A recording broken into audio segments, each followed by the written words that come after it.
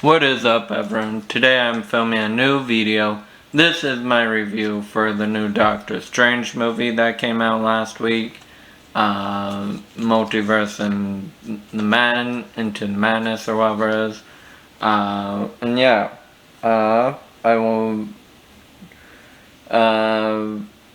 would say, I also want to let you guys know that I have some new filming equipment. I bought a mic along with the camera and a computer to edit stuff better on, like a better computer.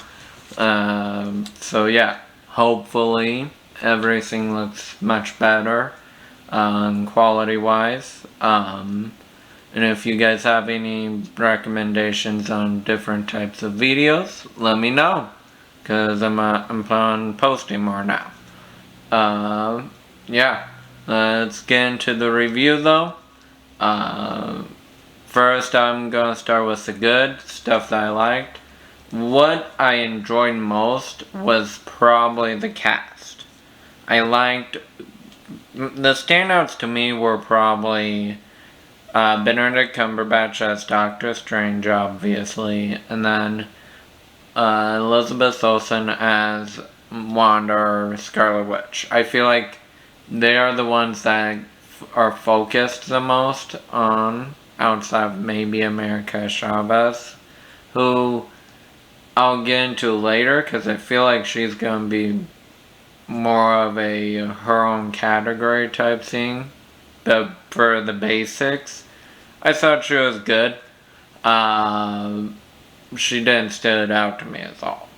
And then I really enjoyed Wong. Different types of Doctor Stranges too is what I enjoyed. Along with, I thought the cast of the Illuminati were interesting. They weren't like over, like the leaks, most of them aren't true on the Illuminati cast. There's a few that were, I mean, there are leaks about every single character out there, so technically they were true, but none of them were like don't go in expecting somebody that came out with the leaks if you haven't seen the movie, because not all the leaks were true about them, and that was a big thing. Like, the biggest leak in it is probably Tom Cruise's Iron Man. If you don't know, there's a while back a rumor. Well, people were saying since a long time ago, before Robert Downey Jr. became Iron Man, Tom Cruise was supposed to be Iron Man. And people were saying Tom Cruise was going to be the leader of the Illuminati. And at the end, in the movie, it's obvious he's not in the movie. Tom Cruise isn't even in it. So don't go in expecting all the leaks to be true. If it's not in the trailer, it's probably not, like, don't go in expecting that character to be in it. They might be in it though. You never know. As for the rest of the cast, like, I'll go, I would probably say the standouts were obviously Benedict Cumberbatch, Elizabeth Olsen, and Wong. I think they do the best, and there's other characters here and there, but they're like your main characters they focus on. Along with the love interest, obviously, Christine Palmer does a great job, and the actress who plays her does. I think it's Rachel McAdams. Could be wrong about that, but I think it is her. And then the other major character in the movie is America Chavez, who I've said is a character. She doesn't stand out to me, but I don't mind her as a character. I think she's good. Yeah. So next is, I think Sam Raimi was a good pick for the movie. I think he does good with what he has. I think he is limited to a point, but I think with what he does a good job. But yeah. And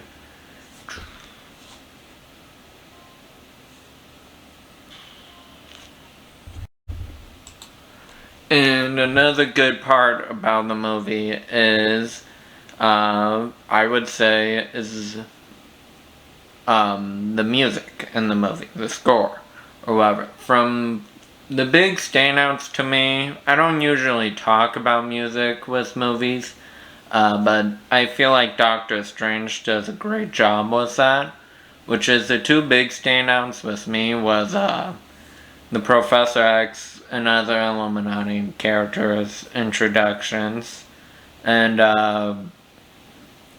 the big song fight at the very end between Doctor Strange and Evil Doctor Strange. I think those two are the standouts. I have heard apparently some people didn't care too much for the Doctor Strange fight between Doctor Strange and Evil Doctor Strange, but I thought the music fight was cool. I really enjoyed it. I think it just depends on how much you're willing to push away your disbelief. I felt like it was a cool take on a different type of magic. And another good thing I thought was the villain. So if you don't know the villain is, this is probably one of the bigger spoilers outside of the Illuminati. And if you don't know, the villain in this movie is Wanda, Scarlet Witch. If you've seen the trailers, though, you should be able to tell she's the villain, but there's theories out there that she's not, or whatever. In the movie, it's revealed early on she's the villain. And it's also revealed she's corrupted by the Darkhold, but we do see build up to Wanda wanting a normal life, pretty much, before Doctor Strange. We saw it primarily when Vision died in Infinity War. You see parts of her going darker and darker and more depressed. And the end of Endgame, you see something about it, and then you see a big part of it in WandaVision. I know some people, again, don't think they touched much on WandaVision. I feel like they did a lot with WandaVision, honestly. With her kids and her motive. I feel like Sam Raimi did a good job on that. Well, some don't. But I feel like that was done really well, in my opinion. I would also say major part, but pretty much Wanda's motives is to end up with her family. Now, I did hear a comparison to her and somebody else, pretty much a comparison, Kingpin.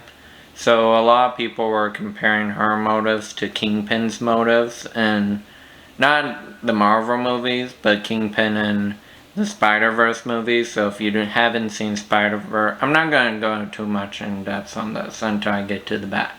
But a lot of people were comparing her motives to Kingpin's that I've heard opinions on. So that's an intro, and I kind of can see the takeaways from both, so I understand it.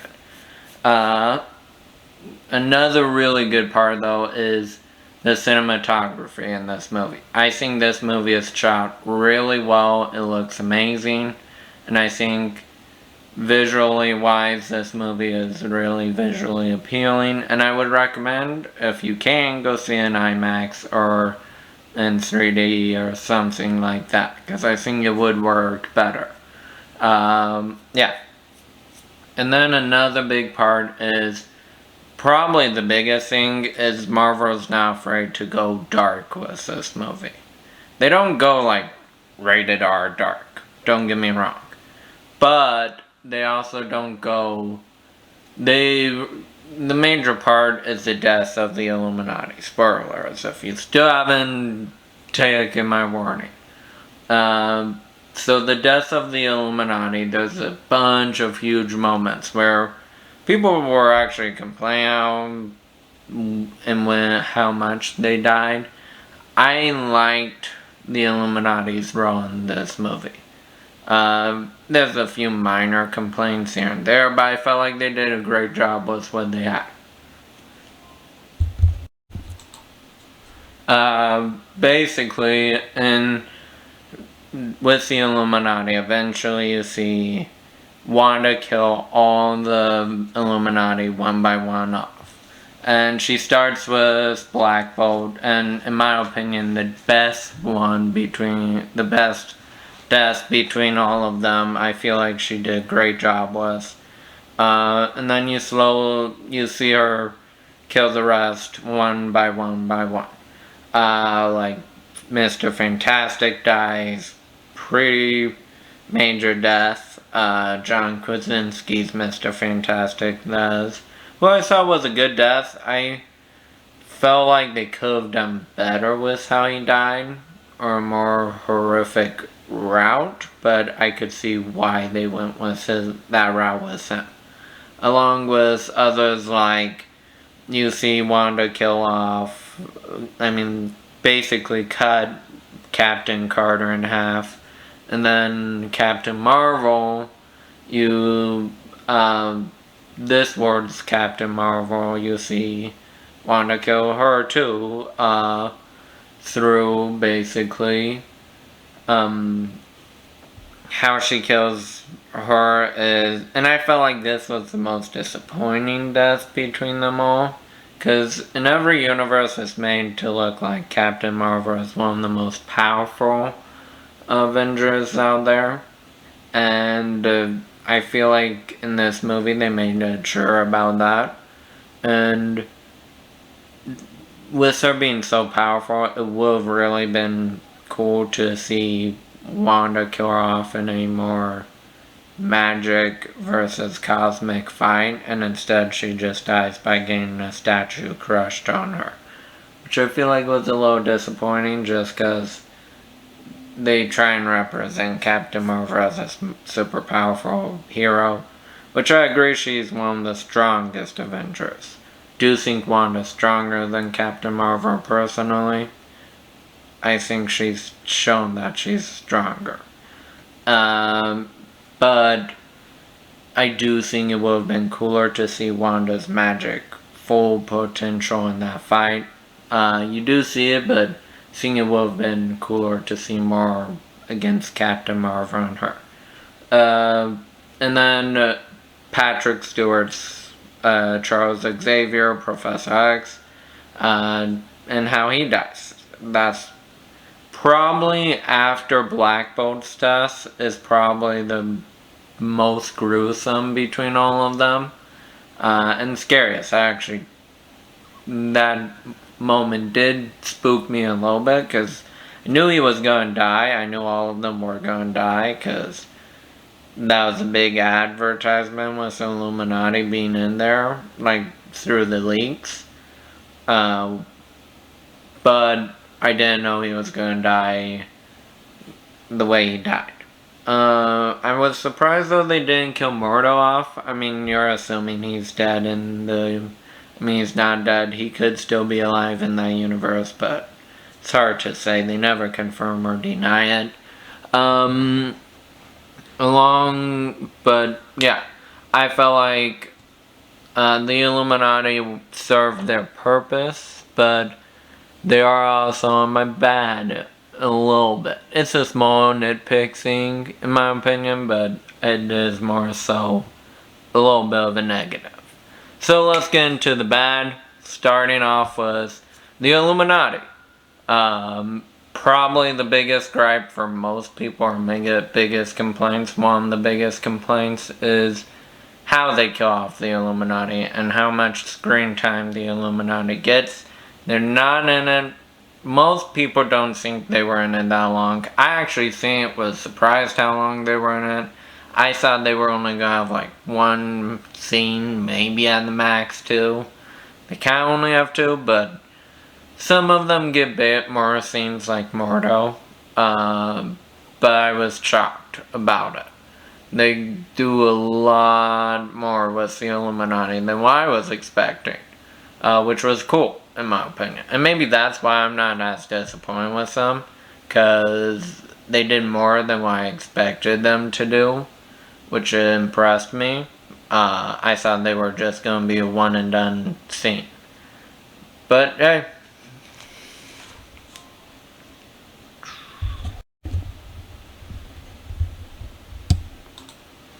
Yeah. And another big complaint for most people is some people do think Doctor Strange isn't as much of a main character for a Doctor Strange movie. I would agree, could have been more focused than America Chavez, but I honestly think the main storyline of the movie is focused around Doctor Strange, which I like. But I do wish we got more Doctor Strange a little bit. But I feel like he's in 90% of the movie, I would say. Not actually 90%, but he's in a majority of his movie being Doctor Strange. It's just also trying to develop other characters along with. And I will recognize this is as much of a Doctor Strange movie as a Wanda movie. Or personally, I would say.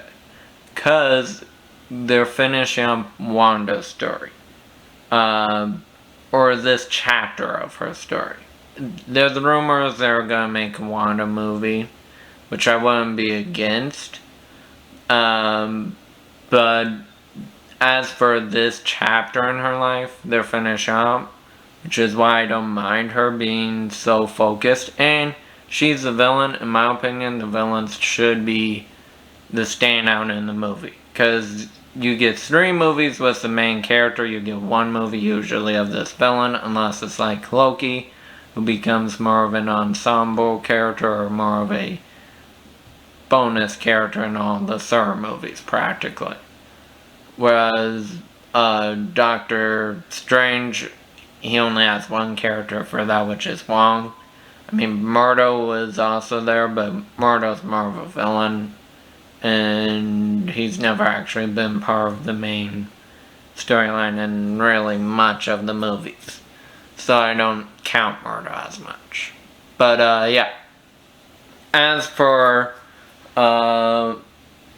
Strange, I think he could have been more of a focus, but I do like his story arc, because he does have a story arc, and I think his story arc outside of Wanda's is the main focus story arc. Like, I remember Strange's story arc more than I remember America Chavez's story arc. So yeah. And next, I'll go into America Chavez. She's not necessarily a negative for me, but she's not in the good. So, America Chavez just doesn't stand out to me. Which, in my opinion, I'm going to put her in the negative because of that, because she's going to be this new major character in the movies coming forward. She'll probably be like the leader of the Young Avengers or something, because I expect them to do Young Avengers. They're introducing all the characters. So, for me personally, I don't think she stood out as all. But I don't mind her character. I think the actress does a good job with what she's given. And I think Sam Raimi did a good job directing with what he was given of her. The thing is just, she didn't stand out because there's better characters in the movie to stand out. It's not like a Spider-Man type situation, in my opinion. Where Spider-Man was a major character in Civil War. Not necessarily a major character, but in that fight, he stood out to you. Whereas in the movie, in Doctor Strange, America Chavez doesn't stand out to me. But yeah, that's one of my other negatives. Also, I am on with everyone else. I would have appreciated more of the multiverse.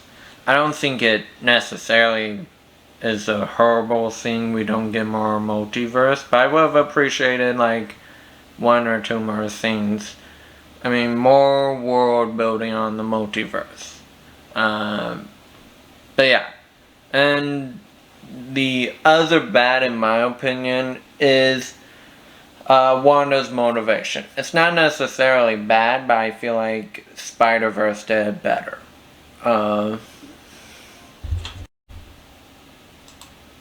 So, in the movie, Wanda just basically wants to be back with her family, her kids.